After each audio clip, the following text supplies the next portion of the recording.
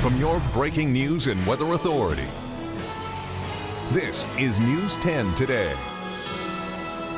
You are looking live at the White House in Washington, D.C., where President Donald Trump is spending his last morning as a resident.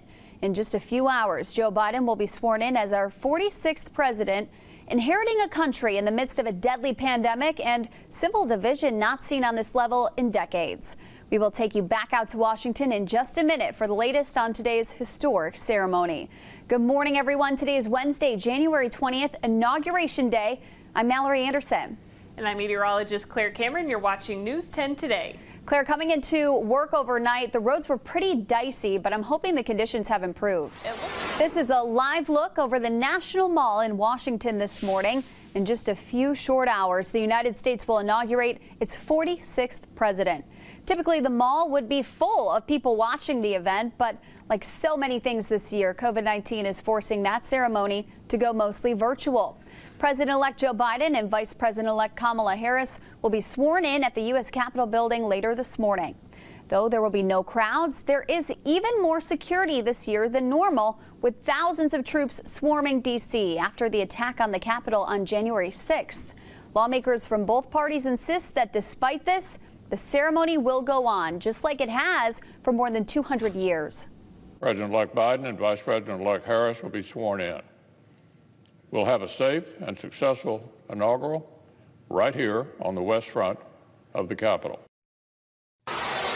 Speaking overnight in his final hours in office, President Donald Trump issued over 140 pardons, including one for former chief strategist Steve Bannon.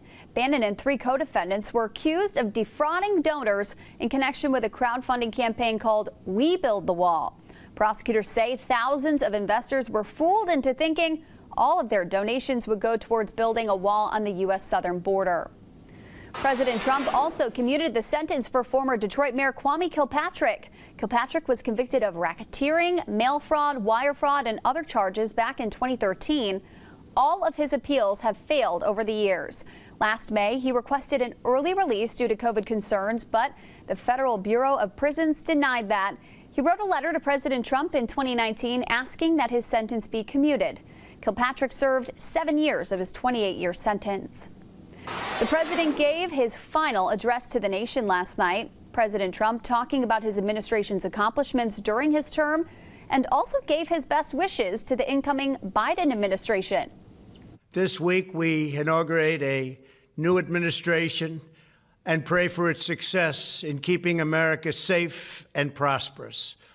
We extend our best wishes, and we also want them to have luck, a very important word. The president is expected to board Air Force One after a red carpet send-off. He will become the first U.S. president in more than a century and a half to skip the incoming president's inauguration. He's also set to become the first ex-president to face an impeachment trial. After a nonviolent protest at the state capitol over the weekend, the Michigan Capitol is still bracing for crowds on this inauguration day. Alyssa Plotz is live at the state capitol now with what's being done in Lansing to protect the Capitol today. Good morning, Alyssa. WILX will have coverage of the inauguration all day long on air and on the WILX app. It is free in your phone's app store.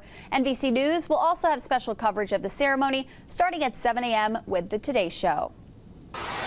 Governor Gretchen Whitmer announcing her plan to help the Great Lakes state bounce back from the pandemic yesterday.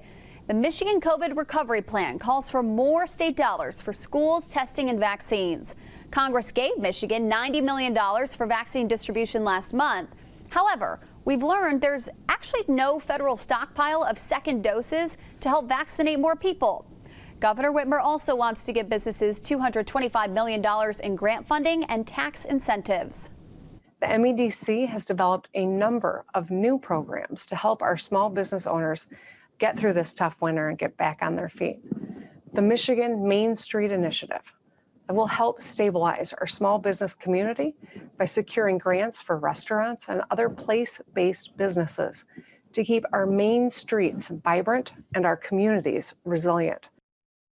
The governor is also calling on legislators to permanently extend unemployment benefits from 20 to 26 weeks. There is a lot of information wrapped up into this plan. You can read it all on WILX.com.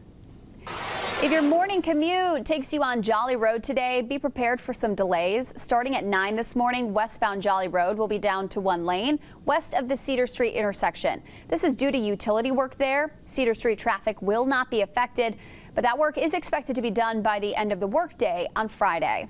Claire, speaking of roads, pretty messy overnight. Do we need to brace for more snow this morning? Honoring the 400,000 American lives lost to COVID-19, we take a look at the memorials happening around the country.